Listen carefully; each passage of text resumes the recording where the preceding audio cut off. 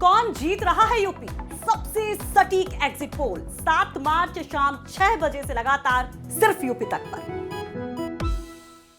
कौन जीतेगा यूपी? बस अब कुछ दिन का इंतजार ही रह गया है। महज 2 चरण की वोटिंग और 10 मार्च को नतीजे सामने। लेकिन इस बीच ये भी जानकर एक अनुमान तो जरूर लगाया जा सकता है कि आखिर जिलेवार या विधानसभा क्षेत्र का माहौल क्या है। तो इसी क्रम में आइए जानते हैं बलरामपुर की सबसे हॉट सीट तुलसीपुर सीट का हाल।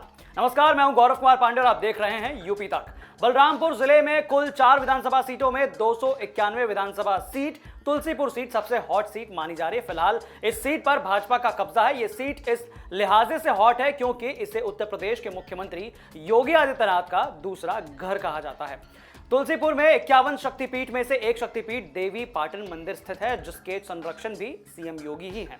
तुलसीपुर विधानसभा सीट पर हार जीत का फैसला ओबीसी वर्ग के मतदाताओं के हाथ में रहता है, जबकि ब्राह्मण मतदाताओं की भी इस सीट पर अहम भूमिका देखी जाती रही है।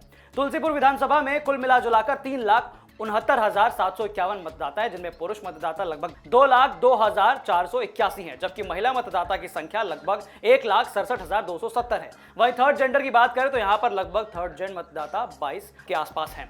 जातीय समीकरण की बात करें तो इस सीट पर सबसे ज्यादा 35% ओबीसी मतदाता हैं, 19% सामान्य, 23% अनुसूचित जाति, 22% मुस्लिम मतदाता जो है वो शामिल हैं। आंकड़ों का अपना ही गणित होता है, लेकिन चुनाव में लोकल ही वोकल है। मतलब लोकल माहौल क्या है, ये समझने के लिए हमारे सहयोगी सुजीत कुमार ने बात की वरिष्ठ पत्रकार से। सुनिए उन्होंने क्या कुछ कहा। कि सबसे जो हार्ड सीट तुलसीपुर है।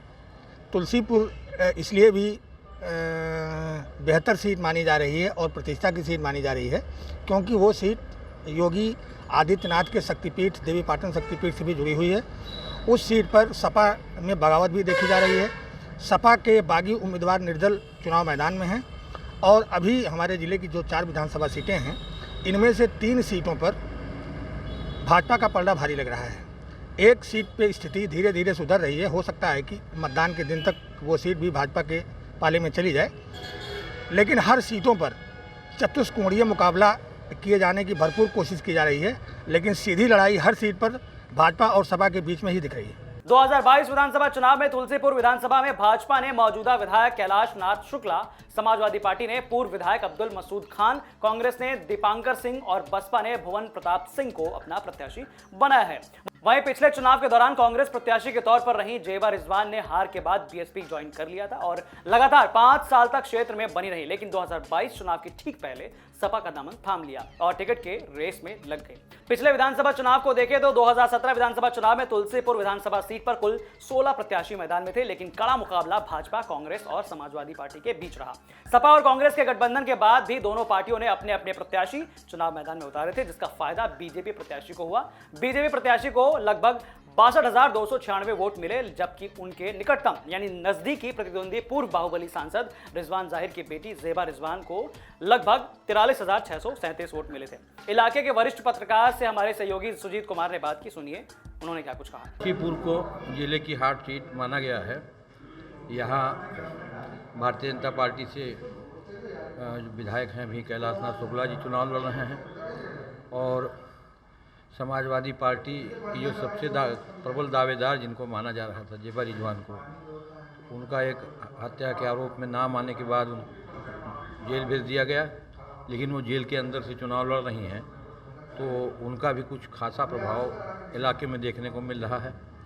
समाजवादी पार्टी से पूर्व विधायक मसूद को दिया गया है टिकट, वो भी काफ़ी दमखम के साथ लड़ रहे हैं और बसपा से भुवन सिंह, कांग्रेस के दीपांकर सिंह, इन लोगों की वजह से भी ये यहाँ का चुनाव काफ़ी दिलचस्प है और जनता काफ़ी रुचि ले रही है चुनाव में और यहाँ का माहौल भी काफ़ी गर्म बना हुआ है।